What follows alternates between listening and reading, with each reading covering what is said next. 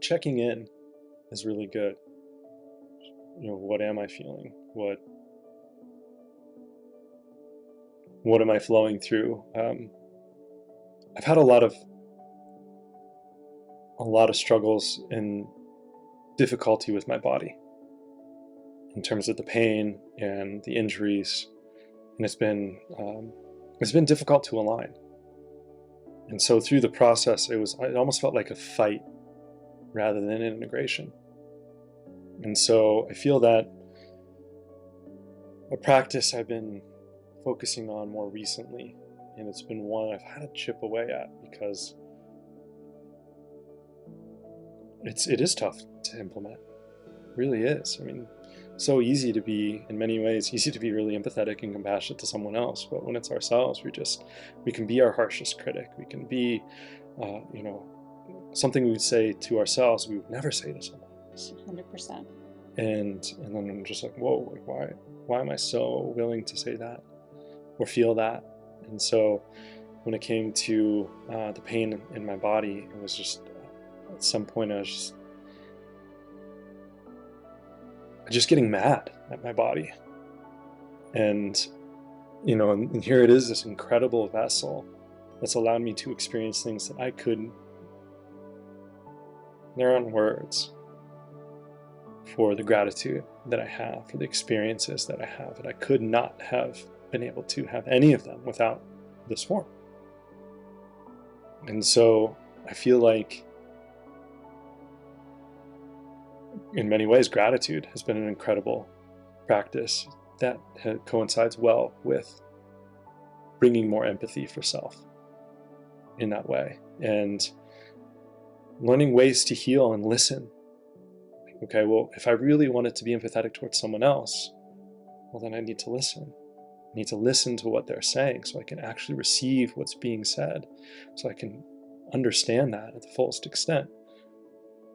I haven't been listening to my body.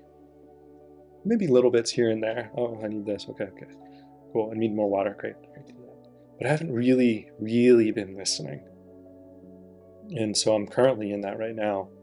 I'm doing a fast and listening, because it was like, just my body was just telling me like, hey, this is just, something is off and I can't pinpoint it. So I just need to listen and allow the body to heal itself.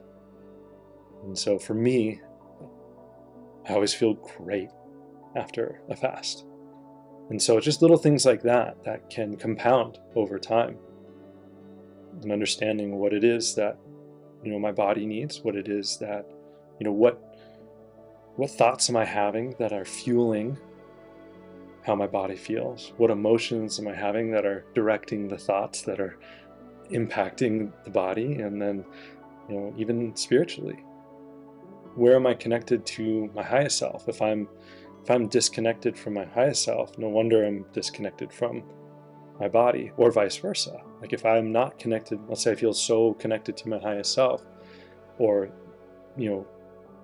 divine, God, whatever, in all things, everyone and everything, let's say I feel so connected to that, but I feel disconnected from my body, then am I really fully connected? No.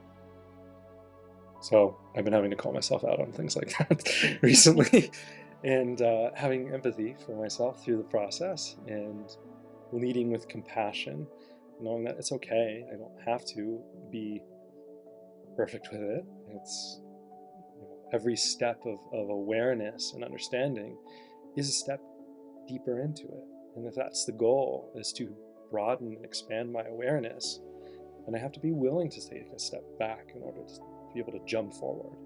That's important. Sometimes we need to take a couple steps back, in order to really take that leap forward. So, yeah. And to me, that brings up another conversation, and something I feel is very important to call forward, and that's this concept of going backward.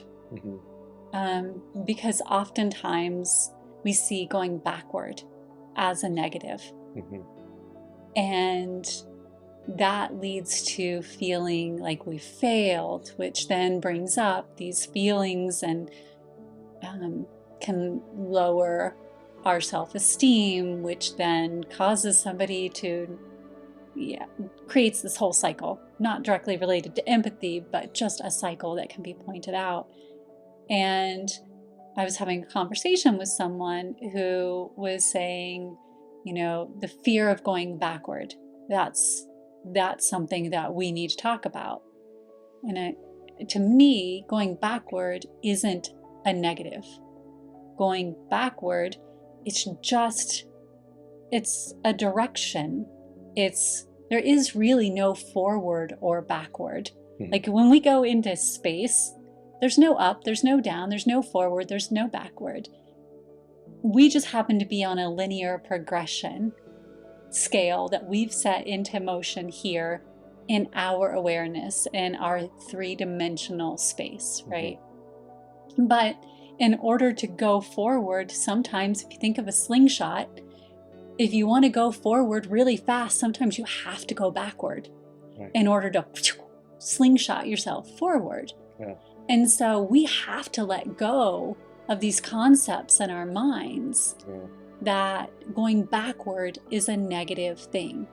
Sometimes going backward is exactly what you need to propel you massively forward very quickly. So the moment that we can suspend these things that we have so ingrained in ourselves, like to be an empath, we have to take on everyone's stuff. In order to go forward, we can never go backward.